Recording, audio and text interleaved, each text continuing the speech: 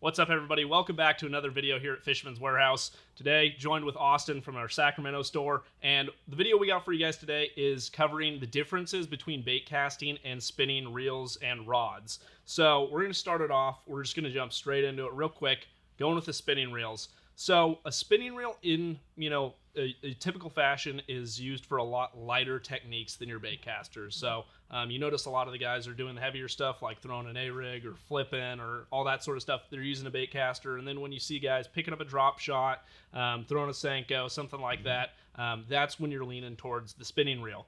So one of the reasons for that is just the way that the spinning reel is set up. So of course, you have your bail that flips over and your finger's actually on the line. So if you're throwing a really heavy bait on your finger, it kind of tears away at your finger throughout the day. That's one of the reasons for that. And then on top of that, the way the spool is designed on a spinning reel, it's a completely free spool, meaning it really does not have any pressure for the line to come off. It doesn't have to rotate the spool for your line to come off, which means you can cast a lot lighter baits a lot farther without having to worry about backlashing like you do on a bait caster, of course. So if you're looking for something to throw lighter style baits on, then spinning reel is definitely the way you want to go. The bait caster is great at that heavier stuff, but of course, if you want to avoid those backlashes, and generally just if you're newer to fishing, it's a lot easier to learn how to get your bearings going on a spinning reel. So some of the other things that I really like about a spinning reel is the drag system on this thing. So you'll notice when you're fishing between a bait caster and a spinning reel, the drag system on a spinning reel is typically a lot smoother and a lot easier to control, especially while you're fighting a fish. Of course, you have your drag, which if you're not familiar, it's right on top here. It's just this little dial. You spin it back and forth, tighten it, loosen it, depending on how much drag you want. So a lot of the times when you're fishing these lighter baits, you're throwing lighter line, and when you hook one of those better fish, you really have to play the fish, or else you're going to break off. You don't have the power that you do behind a bait caster and the heavier line you'd be using with it. So anyways, that's really nice. So you can catch a lot bigger fish on a lot lighter line and have a lot more confidence while you're fighting them because your drag is a lot smoother and a lot easier to play with during that fight.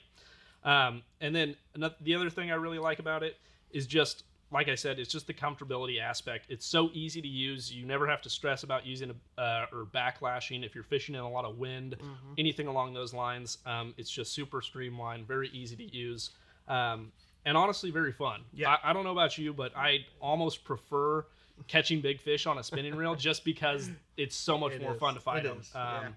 So anyways, that's kind of a basic for the spinning reel, but I know you probably got a couple things to add. I did have a couple things to add. For a minute. No, you're totally fine. But I definitely think a spinning reel, like for skipping lighter stuff, like you're skipping a Senko, or a fluke or whatever, like under a dock, like it's easier to do a lighter application skipping soft plastics under a dock. And now if you're skipping a jig or skipping something a little bit heavier, a bait caster, you have a little bit more control. But the spinning reels, you can definitely, I feel like, cast your lighter baits a lot farther, unless you're using the BFS setups, of course, with the bait casters. But I'm not into BFS quite yet. I don't know if you are. No. Why not just throw a spinning reel, in my opinion? But there's a lot of guys out there that are really liking the BFS. We're selling a lot of them over there at the shop, and people are really liking them. So I just haven't dabbled in it yet. Yeah, if you're too embarrassed to throw a spinning reel, then you could use the BFS one, I guess. But I got no shame behind the spinning reel. It catches plenty of fish for me. So. Yeah. And now, a bait caster, it's a little bit more advanced. It takes a little bit to warm up to it. I when I first started it, I got into, I was in practicing my front yard. I was just flipping and casting it, trying to get an idea of like how I liked it. Don't get me wrong, you can backlash it. I still backlash it. I'm sure you still backlash all the time. So it does frustrate on the boat. It does.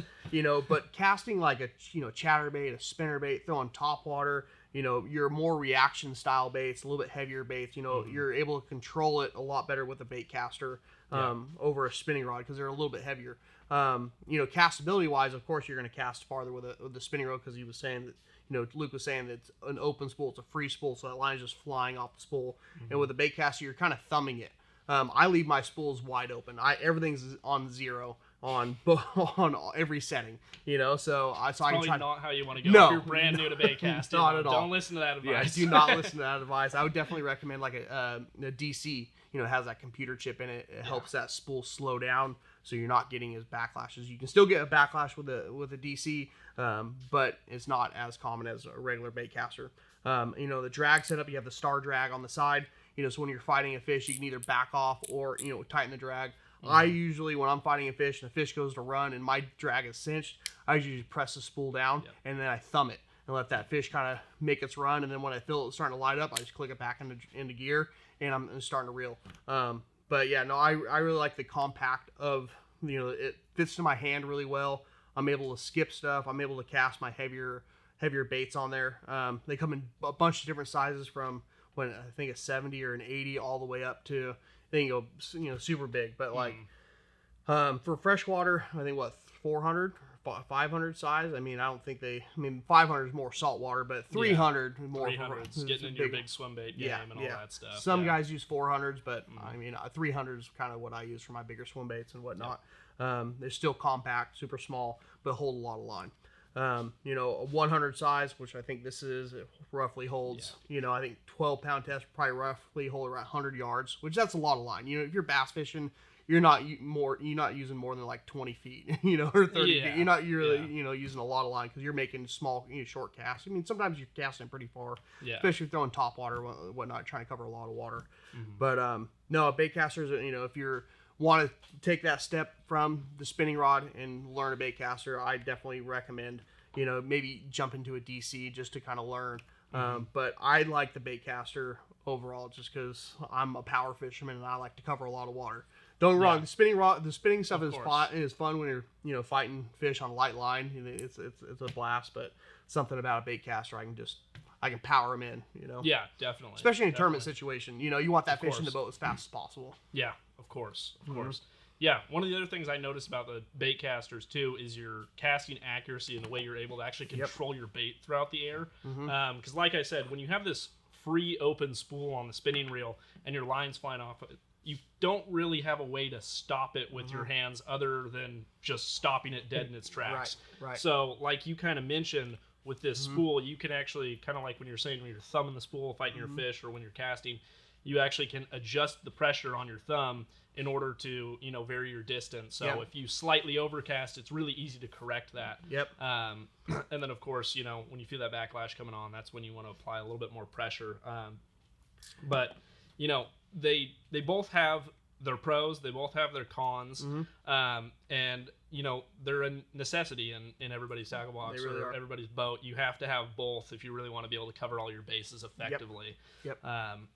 So one thing I like about the bait caster is, especially when you're flipping or frogging, with the bait caster, you're able to slow that spool down and you're able to put it in places quietly, and slow that bait down to barely hit the water. Because if you throw in there like a spinning reel, it's hard to control it. Like Luke was saying, like you're trying to stop it with the line. A lot of times you'll stop it too hard and that bait will splash the water, and a lot of times it'll spook the fish.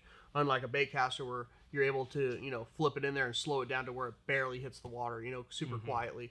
So that's another reason why I like the bait caster as well when I'm flipping or, short, making short casts. Yeah. And of course, like you just kind of mentioned flipping, which you just can't even fathom doing on a spinning reel. No.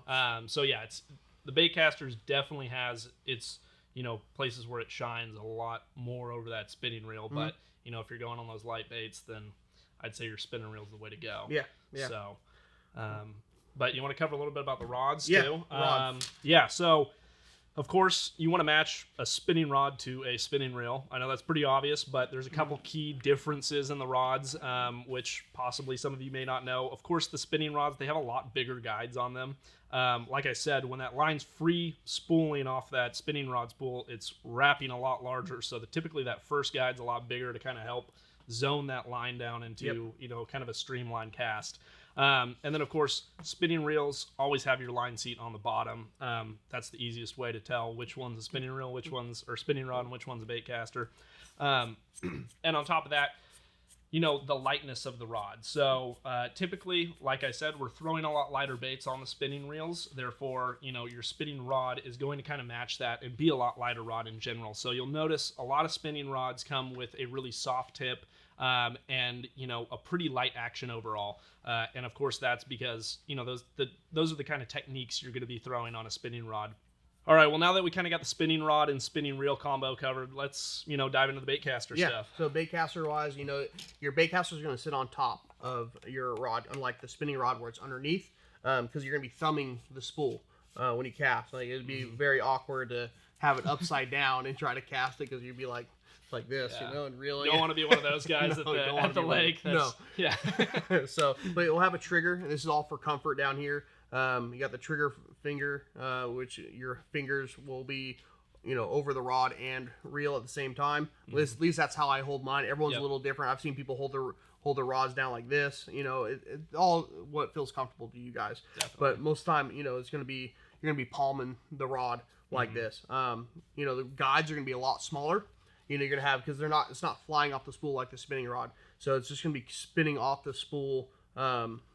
Totally opposite through your level line which is already pretty small. I had a little hard time thinking about what to say, but so it'd be going through the level wind or worm gear through the guides, and obviously controlling it wise. Have it in your hand where it's kind of palmed in your ribs, and you're able to fight that fish.